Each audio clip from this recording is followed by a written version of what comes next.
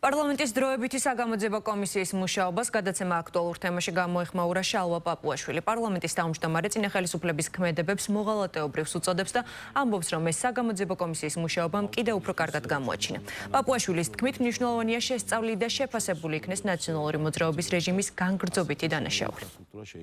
ძალიან დიდი გამოძიებო კომისიის საქმიანობით, რომ მოისმინეთ ისტორიები იმასთან დაკავშირებით, რაც მანამდეც გსმენია, როგორ იყო რამდენად უყურებდნენ ისინი როგორც PR-ს და არა როგორც ველს, როდესაც მნიშვნელოვანი არის სწორი სამხედრო გადაწყვეტილებების მიღება.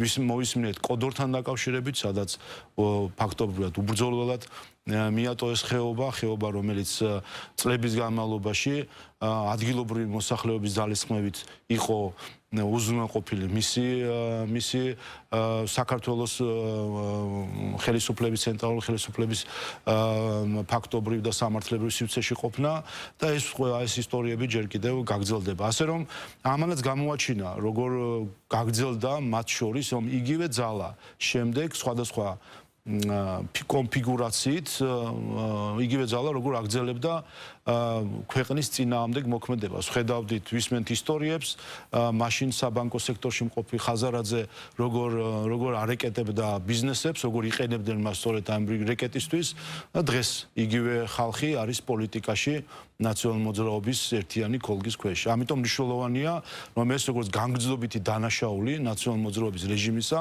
მათი ხელისუფლებაში ყოფნის დროს და მათი ხელისუფლებაში არ ყოფნის დროს განგრძობითი დანაშაული იქნას შესწავლილი და შეფასებული.